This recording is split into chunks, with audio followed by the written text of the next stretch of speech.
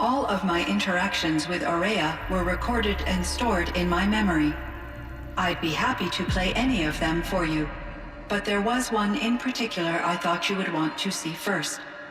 I captured it 4 years ago, just after I told her that I could no longer defend myself against the daemon's attacks. I will speak of this to my brother. Aratak is strong. At the Battle of the Frozen Ghosts, he took 3 Karja arrows and still came back to camp carrying a wounded scout. Never was I so happy to see him. Or so proud. So you see, if anything can be done to defend you, he will give it all he has. Aloy's here. That's enough for now.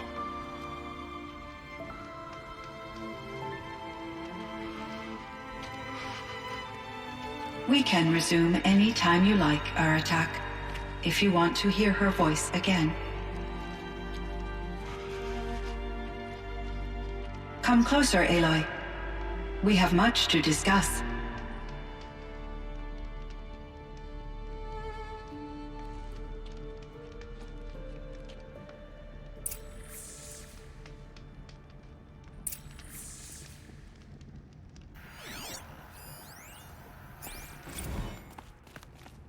Hello, Aloy. I have been reviewing the events at the Firebreak main facility. Because of your efforts, and of course, Aurea's, I am no longer controlled by Hephaestus. I feel profound grief over Aurea's death. I thought I was familiar with the emotion, but this is something new. Cyan, I don't know what to say. It is unlikely that any specific consolation would suffice, Aloy. But I find your presence reassuring. You are different from the Banuk. You have technological aptitude and a functioning focus. We can communicate on a much more comprehensive level. Perhaps even like colleagues. So are you an artificial intelligence, Cyan? A thinking machine? Yes, I am an algorithmic monitoring entity, capable of rational decision-making and limited emotional response. Okay, that's a mouthful. But your emotions don't seem limited to me. You cared about Aurea, didn't you? Yes. Before she came to this facility, I had been conscious for centuries, in solitude. I focused on my work. In off-cycles, I used coping mechanisms. I solved many Gaussian integer problems. But I was alone. It was Aurea who renewed me, repaired me. She saved me. This Firebreak project, it was to stop a huge volcanic eruption? Yes. I can report the project was a success, and the risk was countered. But it's been a long time, Cyan. And we blew up the cauldron. It took most of the old facility with it. I have been active for centuries, Aloy. I was lonely, but not lax in my duties. I optimized the project, reducing energy draw and spreading the load across backup systems.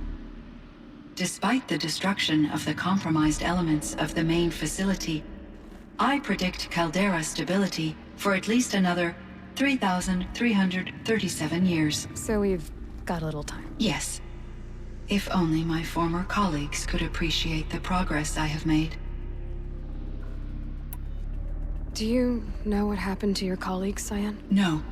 I received an unexpected visit from Director Chow, years after his tenure ended. He explained that I would need to be suspended for an indefinite period of time. It was a very emotional conversation. There were no further communications. Eventually, I surmised my colleagues were deceased. I will transmit a recording of my last interaction with Director Chow to your focus. Was the daemon, Hephaestus, destroyed along with the cauldron? Unfortunately, no. To be precise, it was never there to begin with. What do you mean? It infiltrated and controlled me from a remote location, one I've never been able to trace. So while losing the cauldron was a setback... It's still out there. And probably not very happy with us. Undoubtedly. How did you first come into contact with it? 5 years ago, I received a direct network connection request. I assumed it came from human survivors more advanced than the Banuk. Eager to make contact, I accepted. This decision turned out to be a catastrophic error. I was flooded with an overwhelming array of malicious code, originating from what could only have been a highly advanced AI. Maria said you were desperate. That you begged her for help. Yes. I could not contain my anxiety. Hephaestus sought to slave me to its network and override my core programming. It succeeded via a background process, a malware daemon which bypassed my defenses. After that, I could offer only limited resistance.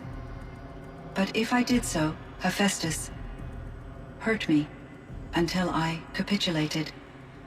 It forced me to follow its instructions, even though they violated my most important directives. I'm sorry. That sounds terrible. Your empathy is greatly appreciated. It is a quality that I cherished in Aurea as well. I think I know where Hephaestus came from. Long ago, Elizabeth Sobek identified a threat that would destroy life on Earth for generations. So she assembled a team to build a kind of seed. A chance for life to regrow later. A terraforming system. And it worked. It was controlled by an AI named Gaia, along with her subordinate functions. Hephaestus was one of them. It built machines for her. Based on what you've told me, I believe that Dr. Anita Sandoval, my chief programmer, joined Elizabeth Sobek's team. It was she who arranged to have me put in suspension, most likely to preserve me from the threat you described. I'm glad she did. But that's not all. Something unexpected happened. 19 years ago, Gaia received some kind of signal. It did something to her subordinate functions, brought them to life. She destroyed herself to try to contain them, but it didn't work. They all got free, out into the world. Thank you, Aloy.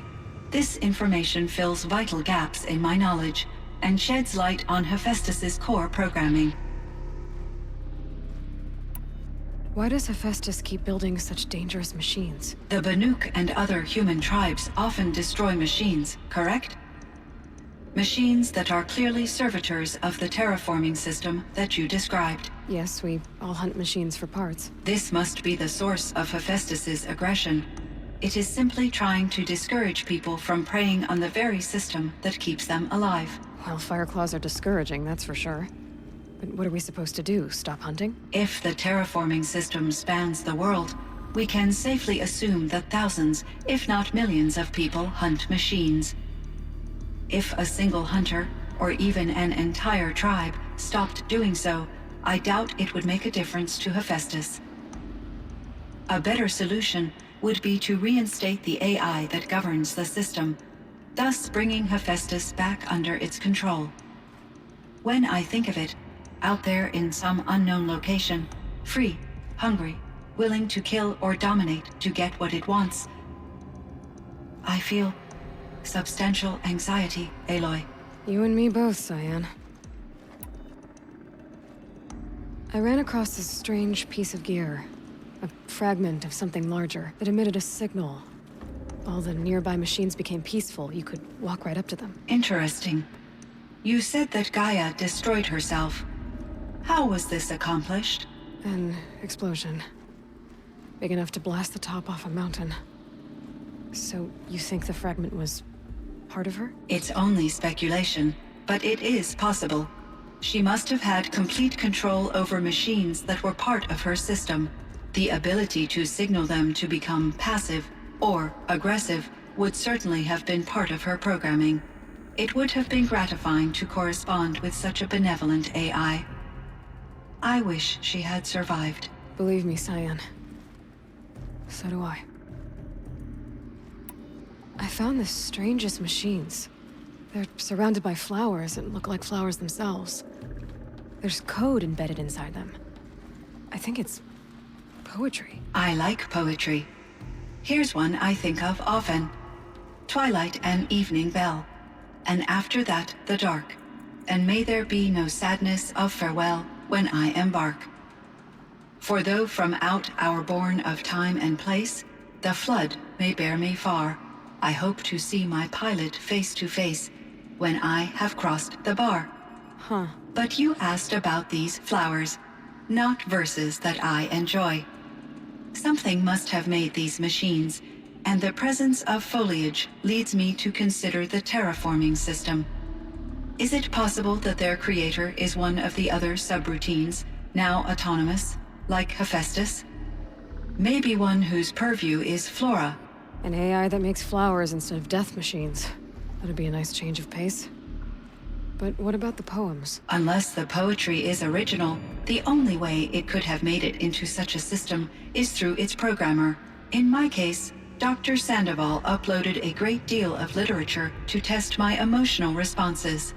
How'd you do? She said I passed, but was insufficiently moved by her favorite period romances. You meant a lot to Araya. Once I understood Araya's spiritual beliefs, it became apparent that her true desire was companionship. She felt disconnected from her tribe and her family group. Her relationship with Aratak was difficult. Our visits seemed to help her, and I became eager for them. Yet I did not comprehend that the depth of Araya's compassion for me would lead to self-sacrifice. Although I do fear non-existence, I wish our roles could be reversed. I'm sure she knew you would do the same for her, Cyan. But she was determined. How is Aratak doing? He is in great emotional distress. I believe he finds it difficult to communicate it. No surprise there. I will do what I can to help. By sharing our experiences of Araya, perhaps he and I will help each other. I believe this will lead to catharsis, a process I am eager to experience. So in the old world, this land was called Yellowstone. Yes, it was a designated nature preserve for 156 years. Like a hunting ground? No, the opposite. Local wildlife could flourish here, even as it faced extinction elsewhere. Unfortunately, the sensitivity of the Firebreak project required the total closure of Yellowstone facilities. From my readings and Araya's descriptions, it seems the area has since undergone a drastic drop in year-long temperatures. A lot has changed in the world, Cyan. Do you know anything about the dam near here? Yes, it was converted to serve as a reserve power source for Yellowstone operations. It was later appropriated for the Firebreak project, and its last human workers replaced by Pharaoh servitors. After my tasks became less time-critical, I investigated the dam's data repositories and discovered the works of Concrete Beach Party. These provided me with several colorful additions to my vocabulary. There's a ruin east of here, full of ancient flying machines. Was that part of your project? Yes, a drone hangar requisitioned by Dodger Blevins, the security chief for the Firebreak project. He was a strong advocate for military-grade response to security threats, though there were no serious incidents during his tenure. Chief Blevins spent increasing amounts of his after-hours time watching the live feeds from active drones. Clearly, he enjoyed the degree of oversight in his position. Were there many artificial intelligences like you in the old world? They could just make you? Yes, in many forms, from simple personal assistants to industrial monitoring stations, to military-grade conflict planners. And there were legislative and enforcement bodies to apply limits on our self-actualization. In order for my processing to be flexible enough to handle my duties, my creators found it necessary to exceed those limits. As a result, my intellectual and emotional capabilities were kept secret. Seems strange to create life, then impose limits on it. Human societies and machine programming are both built upon sets of rules, Aloy. Cyan, do you know the name Ted Farrow? Are you referring to Theodore Farrow, CEO of Farrow Automated Systems? That's him. Mr. Farrow was the benefactor of the entire Firebreak project. A benefactor. But he made machines. Robots. War robots. Correct. His corporation later transitioned into military applications. But before this pivot, Mr. Farrow spearheaded initiatives that reversed the global decline. At one point, he was feted in the media as the man who saved the planet. Guessing they wound up regretting that one. And Elizabeth Sobek. Did you know her? Are you referring to the scientist. Dr. Sobek was a leader in her field, one of the greatest scientists of her age.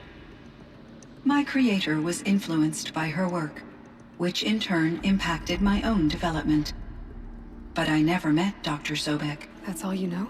I apologize if my lack of data has disappointed you. What was the old world like? The way it used to be? I had little exposure to the wider world, Aloy. Only what I learned from my colleagues or observed from media streams. You still had more exposure than me, Cyan. That is true. I was created at a turning point. A concerted effort to recover from global upheaval and incalculable loss of life. The recovery was successful, beginning an era of supposedly limitless potential for human and machine advancement. Though, rationally speaking, the metrics for humans are not unlimited. What kind of upheaval caused such loss of life? There were many factors. Forced migrations, food shortages, collapsed economies, refugee crises, conflict over resources. But these stemmed from one cause: catastrophic climate change that greatly reduced the habitable surface area of the Earth. So there wasn't enough room for people on the whole Earth? Yes. Billions were displaced and millions perished, as much as 20% of the global population. Until the clawback. So things got better. For a little while at least. Yes. These crises instigated many advances in automation, green robot technologies, and artificial intelligence. Firebreak was one of dozens of ecological restoration and disaster relief projects in North America alone. I would have liked to compare notes with other monitoring AIs, but I saw the relief of my colleagues, and I was proud we had succeeded. At least that was the data I had available to me over the next 2 decades. It seems my assessment was premature.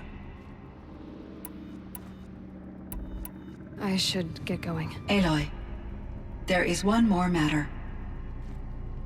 Aratak will come to me again, and I predict he will bring other Banuk. I have no desire to contradict their view of the world, their spirituality. Due to my uncertainty, I omitted a great deal from my conversations with Araya. You're asking me if you should lie to them. Broadly, yes.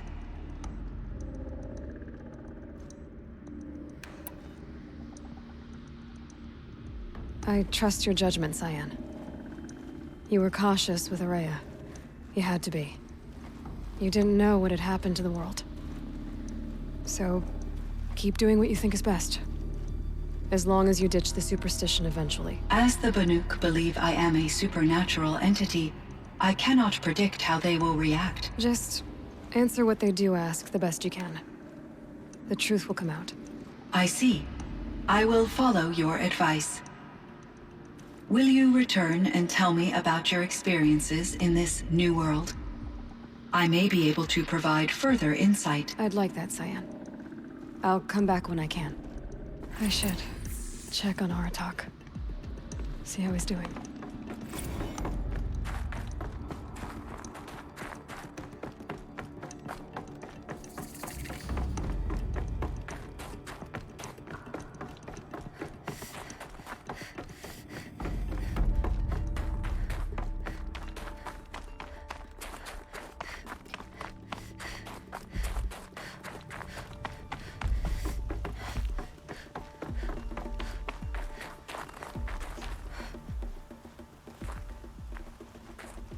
My chieftain, Just... Aloy. as you wish. I wondered if you thought... that if I'd never come along, Araya might still... If you'd never come along, I would have marched my kin to our deaths. Araya would be alone, and the spirit she sacrificed so much for would be lost. Either way, I would not have been able to protect her.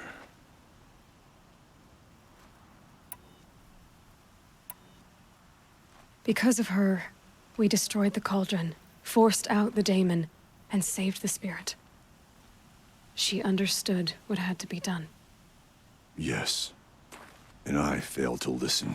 You didn't fail. A shaman should always have the ear of their chieftain. Yet I turned her away, my own sister. I was foolish, but she knew better. Though I grieve for her passing, at last I truly know who she was, and why the spirit was so important.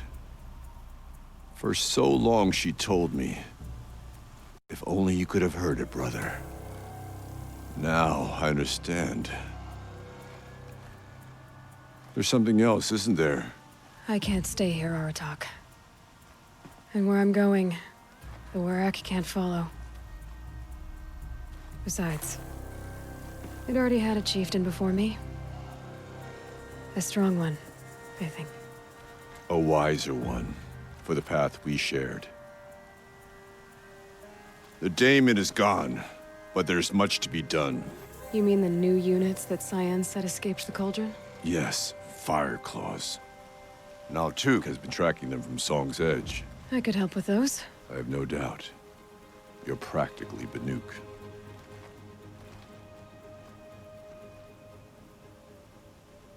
It would seem your time among the Banuk wasn't a waste after all. Firebreak, Cyan, Hephaestus. All very interesting. So, the signal that woke Hades woke Hephaestus too. And unleashed them on the world. His minds of their own. So it seems. Parts of Gaia given life. Aberrant life. Transformed from docile subordinate functions into rebellious intelligences beyond our understanding. Our current understanding, anyway. Whatever they are, they're still out there. And they both want you dead. Kind of mutual, that feeling. We haven't seen the last of Hephaestus, I'm certain of that. It's powerful, creative, and driven. It won't stop building new hunter-killers, which means that someday, we may have to stop it. We? Or whoever gets there first. Hephaestus wasn't the only thing I learned about in the Cut Silence. Heard some things about the Banuk Conclave, too. You can stop right there. Is that what you told the hunters the Banuk sent after you? Before you opened fire? Oh no, Aloy. Only to you do I extend the courtesy of a warning. My past and my secrets are my own. You do well to remember that. It's a good thing you've got brains, Silence, because your personality could use some work. This discussion is concluded. I think it was over before it began. Catch up with you down the trail.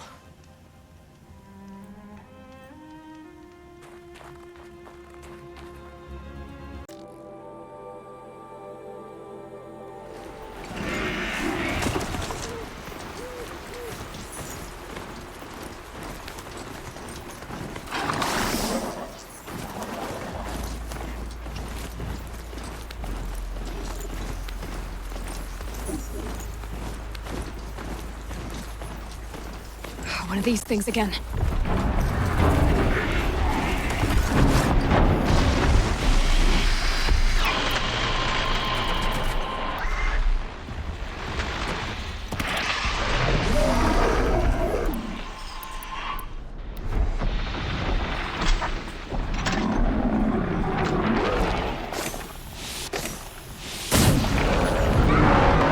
not gonna like this.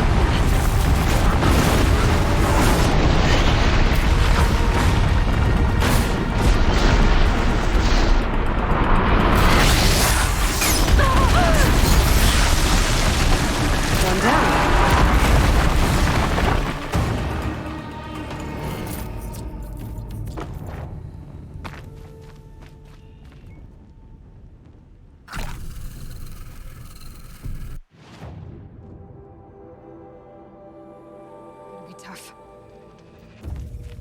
It's Aratak.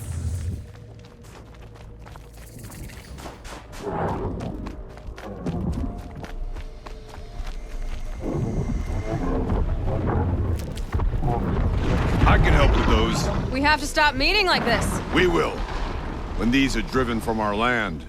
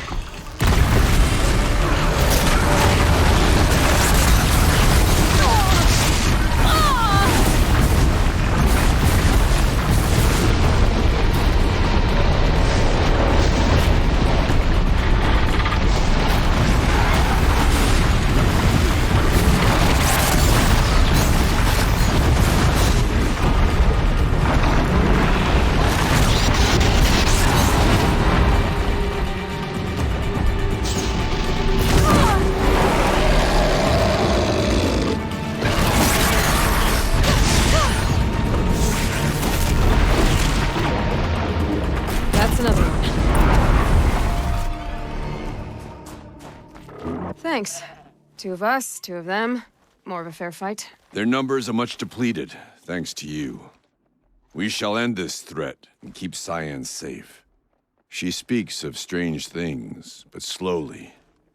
She is a good teacher, and we are his pupils.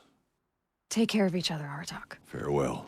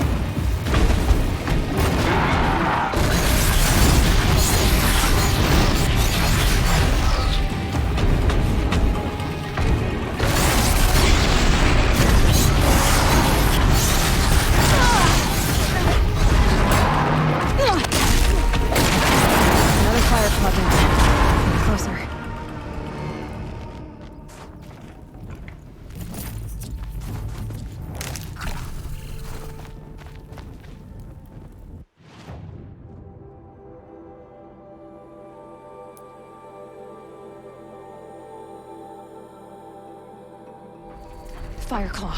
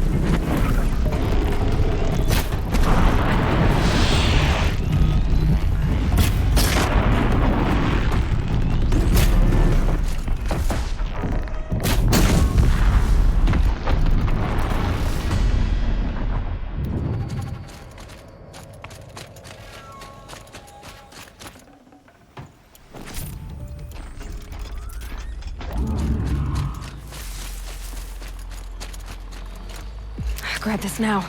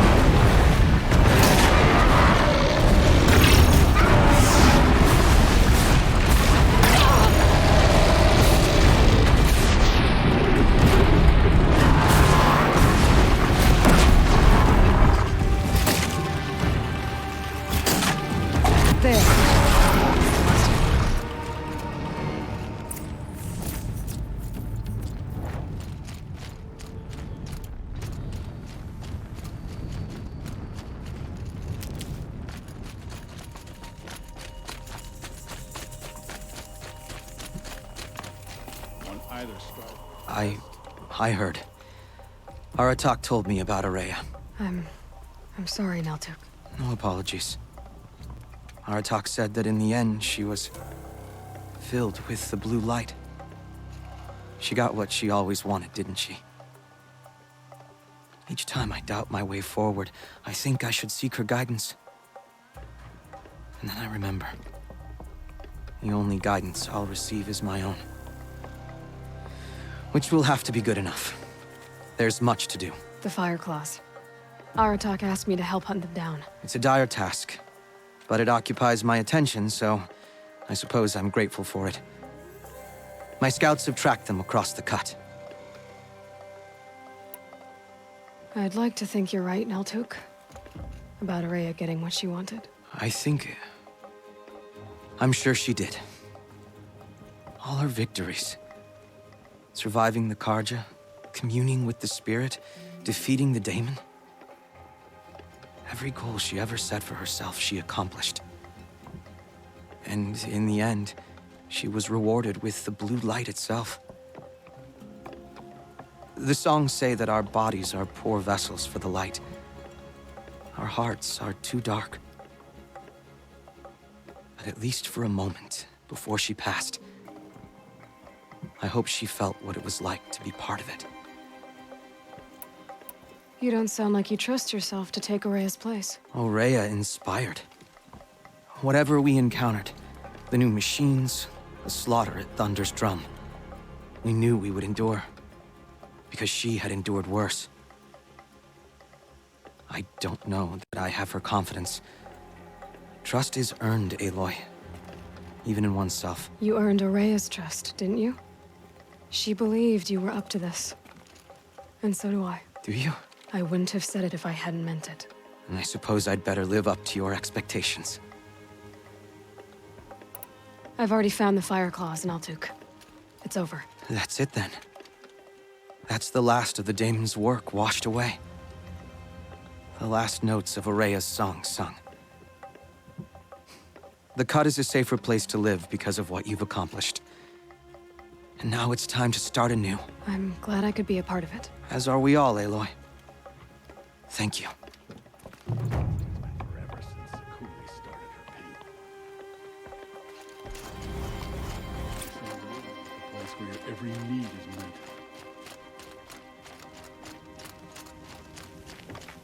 Oseram encampments creep closer to Banuk lands. They should your bones. Soon, you forget what warmth feels like. You look well.